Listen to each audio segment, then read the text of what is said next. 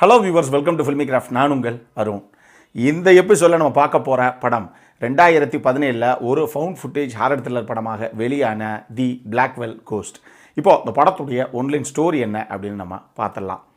ஒரு வீட்டில் ஏதோ அமானுஷ்ய சக்தி இருக்குது அப்படிங்கிறதுக்காக அதை நான் டாக்குமெண்ட் பண்ணணும் அப்படிங்கிறதுக்காக ஒரு டாக்குமெண்ட்ரி ஃபிலிம் அங்கே எடுக்கிறதுக்காக போகிற ஒரு நபர்.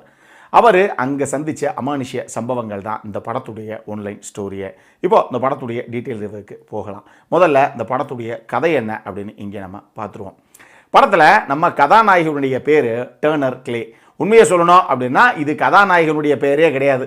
இந்த படத்தில் அவருக்கு என்ன பேர் அப்படிங்கிறதெல்லாம் தெளிவாக பெருசாக அவங்க பேசவே கிடையாது. காரணம் என்னென்னா, இந்த படத்தை எழுதுனது, இயக்குனது, ஷூட் பண்ணது, நடித்தது எல்லாமே ஒரே நபர் தான். அதனால் டர்னர் கிளே அப்படின்னு நம்ம வச்சுக்கலாம். அவர் தான் படத்துடைய டைரக்டர்.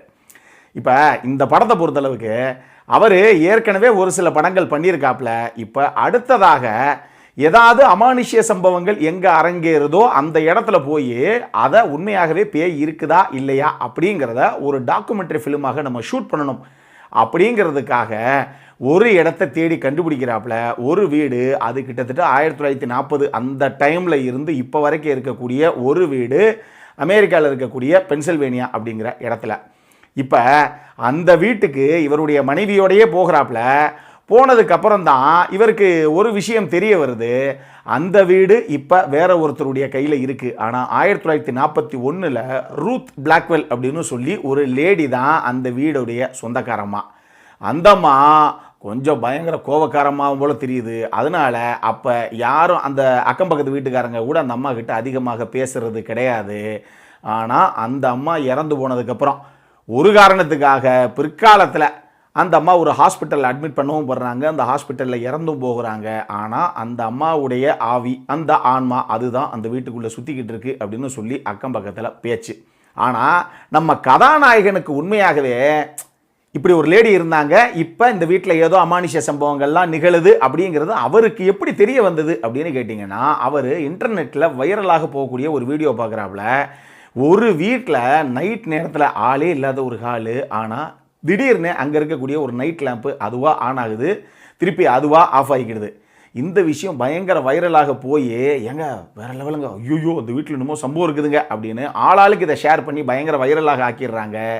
இந்த வீடியோ நம்ம கதாநாயகனுக்கு வரும்போது தான் நம்மால் அப்போ உண்மையாகவே இந்த வீட்டில் பேய் இருக்குதா பார்த்துருவோம் அப்படின்னு சொல்லி தான் இப்போ இருக்கக்கூடிய கரண்ட் ஓனர்கிட்ட வந்து பேசவே செய்கிறாப்புல. இந்த ஓனரே ஒன்றும் பிரச்சனை இல்லை தம்பி, நீங்கள் ஏதோ டாக்குமெண்ட்ரி படம் எடுக்க போகிறோம் அப்படின்னு சொல்கிறீங்க, பரவாயில்ல, இந்த விஷயங்கள்லாம் இருக்குது, நீங்களும் உங்களால் ஏதாவது முடிஞ்சது, இதுக்கு ஒரு சொல்யூஷன் கொடுக்க முடிஞ்சது அப்படின்னா பாருங்கள் அப்படின்னு சொல்லி ஒரு 2-3 நாள் நம்ம கதாநாயகனும் அவருடைய மனைவியும் அங்கே தங்குறதுக்கு அனுமதிக்கிறார். இதுக்கப்புறம் இவங்க 2 பேர் அங்கே போய் தங்குறாங்க. இதுக்கப்புறம் அவங்க சந்தித்த அமானுஷ்ய சம்பவங்கள் தான் இந்த படத்துடைய மொத்த கதையை. இந்த படத்தை பொறுத்தளவுக்கு எனக்கு ரொம்ப ரொம்ப பிடிச்ச விஷயம் என்ன அப்படின்னா இதனுடைய மேக்கிங் தான். இந்த சல்லித்தனமாக சும்மா ஆனா ஊனா கேமரா முன்னாடி வந்து மோத்த விடுறது அப்படிங்கிற மாதிரி இந்த ஜம்ப் ஸ்பேர்ஸ் கொடுப்பாங்கல்ல, அந்த மாதிரி காமெடியெல்லாம் இந்த படத்தில் கிடையாது. ஒரு ப்ராப்பரான ஃபவுண்ட் ஃபுட்டேஜ் படம் இது அப்படின்னு நான் சொல்லுவேன். இந்த படம் மொத்தமே 1 மணி நேரம் படம் தான். 59 நிமிஷம் 37 செகண்ட் ஏதோ தான் இந்த படமே. இந்த படம் நீங்கள் பார்த்தீங்க அப்படின்னா முதல் 1/2 மணி நேரம் இப்போ நான் சொன்ன இந்த முன்கதை, இதுக்கப்புறம் இவங்க எப்படி போய் கேமரா எக்யூப்மெண்ட்ஸ் எல்லாத்தையும் எங்கெங்கே செட் பண்ணுறாங்க இதுதான் ஓடும். கடைசி ஒரு 20-25 நிமிஷம் தான், ஏன்னா 1 மணி நேரம் தானே படமே. ஸோ கடைசி 20-25 நிமிஷத்துக்குள்ளே தான் என்னென்ன அந்த வீட்டில் நடக்குது, உண்மையாகவே அங்கே அமானுஷ்யங்கள் இருக்குதா அப்படிங்கிறதுக்கான அந்த ரிவீலிங் பார்ட்டே பின்னாடி தான்.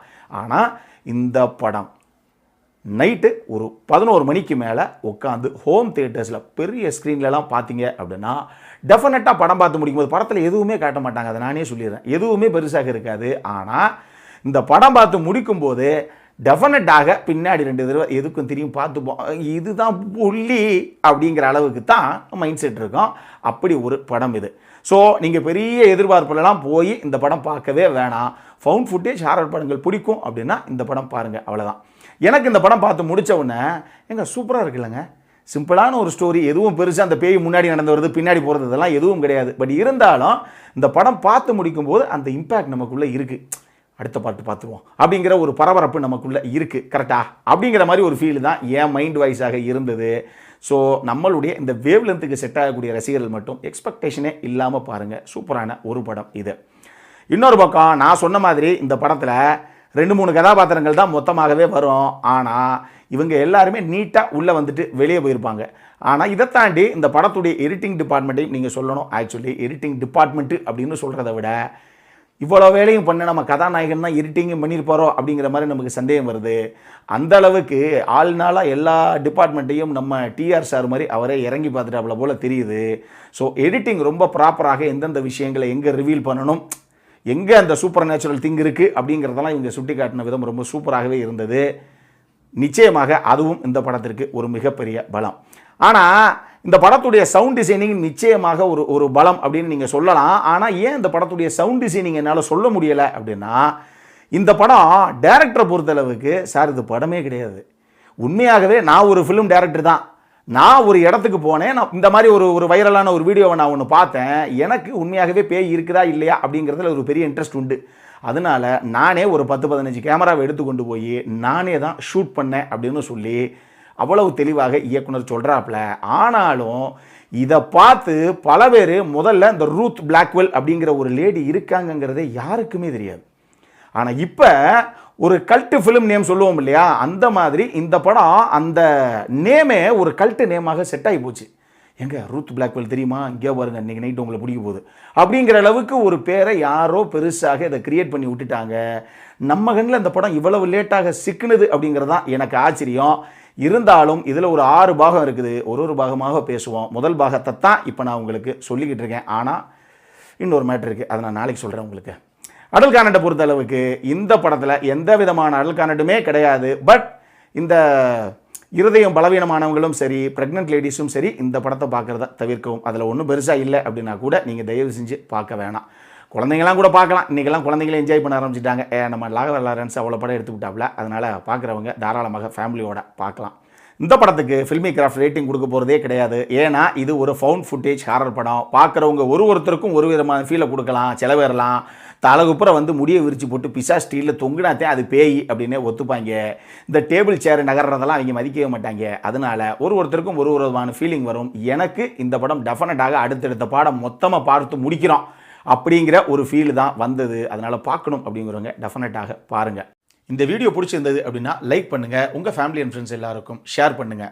உங்களுடைய கருத்துக்கள் எதுவாக இருந்தாலும் கீழே இருக்கக்கூடிய கமெண்ட் செக்ஷனில் பதிவிடுங்க.